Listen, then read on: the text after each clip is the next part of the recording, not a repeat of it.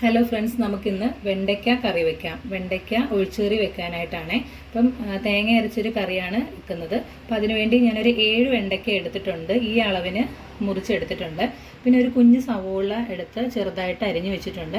3 അല്ലി വെളുത്തുള്ളി അരിഞ്ഞു വെച്ചിട്ടുണ്ട്. ഒരു പച്ചമുളക് എടുത്തിട്ടുള്ളൂ. ഒരു പച്ചമുളക് അരിഞ്ഞു വെച്ചിട്ടുണ്ട്. നമുക്ക് അത് വേവിച്ചെടുക്കാം. അങ്ങനെ അരിഞ്ഞു വെച്ചിരിക്കുന്നതൊക്കെ ഞാൻ വേവിക്കാനായിട്ട് ഇടുവാണേ. ആവശ്യമുള്ള വെള്ളം ഒഴിച്ചു കൊടുക്കുക. അത് വേവാൻ പറ്റുന്ന ആവശ്യമുള്ള വെള്ളം ഒഴിച്ചു കൊടുത്തിട്ടുണ്ട്. ഇനി കുറച്ച് ഉപ്പും കൂടി ഇട്ട് വേവിച്ചെടുക്കാം. ഒരു 1/4 ടീസ്പൂൺ ഉപ്പാണ് ഇട്ട് കൊടുത്തേക്കുന്നത്. നല്ലൊന്ന് ഇളക്കി കൊടുക്കുക. ഒരു തക്കാളിയും കൂടി വേണം കേട്ടോ, ഈ അളവിലുള്ളത്. ഇത് മിക്സ് ചെയ്ത് ഇതും കൂടി അരിഞ്ഞിടുവാണേ.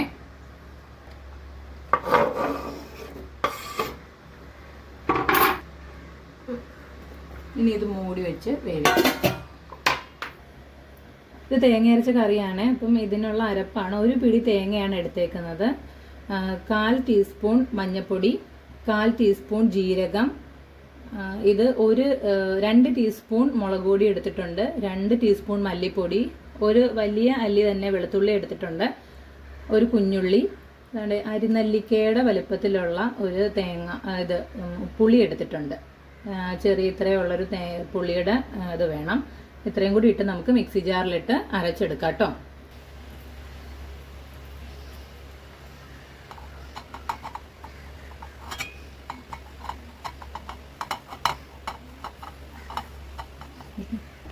ഇനി കുറച്ച് വെള്ളം ഒഴിച്ച് നമുക്ക് അരച്ചെടുക്കാം. ഈ പരുവത്തിന് നമുക്ക് അരച്ചെടുക്കണം കേട്ടോ. ഇങ്ങനെ ഈ പരുവത്തിന് അരച്ചെടുക്കണം.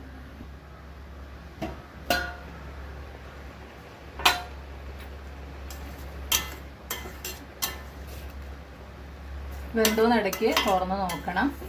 കുറച്ചുകൂടി വേവാനുണ്ട് കേട്ടോ. ഒന്നുകൂടി മൂടി വെച്ച് വേവിക്കാം.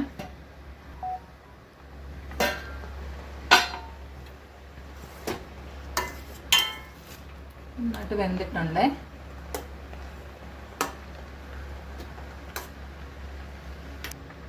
ഇനി ഇതിലേക്ക് നമുക്ക് അരച്ച് വെച്ചേക്കുന്ന അരപ്പിട്ട് കൊടുക്കാം.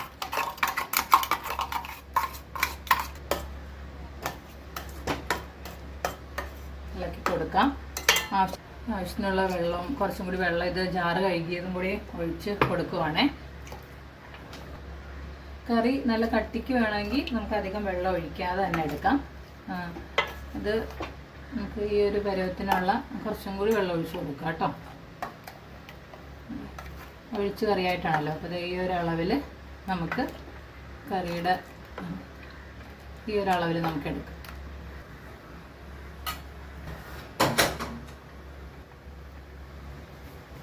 കറി നന്നായിട്ട് തിളച്ച് വരുന്നുണ്ട്. അപ്പോൾ ഇതിലേക്ക് നമ്മൾ നേരത്തെ കുറച്ച് ഉപ്പല്ലേ ഇട്ട് കൊടുത്തിട്ടുള്ളൂ. അപ്പം ആവശ്യത്തിനുള്ള ഉപ്പും കൂടി ഇട്ട് കൊടുക്കുക. 1/2 ടീസ്പൂണും കൂടി ഉപ്പ് ഇട്ട് കൊടുക്കുവാണ്. അപ്പം ഉപ്പ് ആവശ്യത്തിന് അനുസരിച്ച് ഇട്ട് കൊടുക്കുക കേട്ടോ.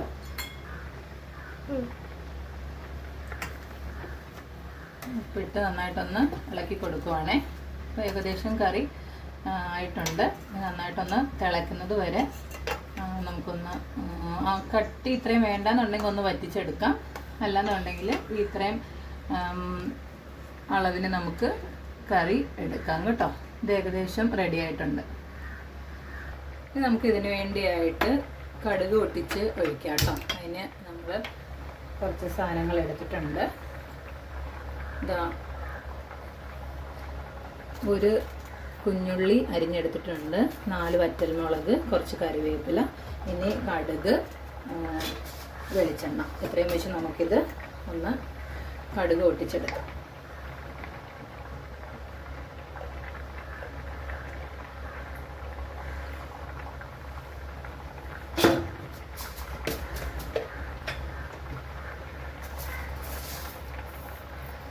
അങ്ങനെ ചൂടായി വന്നിട്ടുണ്ട്. ഞാൻ അതിലേക്ക് കടുക് ഇട്ട് കൊടുക്കുകയാണ്.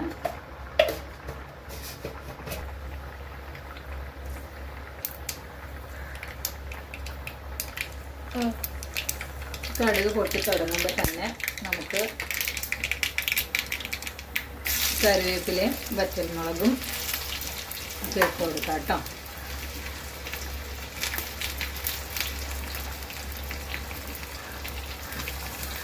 കറിവേപ്പില ഇട്ട് കൊടുക്കാം. കറി നന്നായിട്ട് തിളച്ച് വന്നിട്ടുണ്ട്. അത് അതിലേക്ക് താളിച്ച് വെച്ചേക്കുന്ന ഇട്ട് കൊടുക്കുകയാണ്.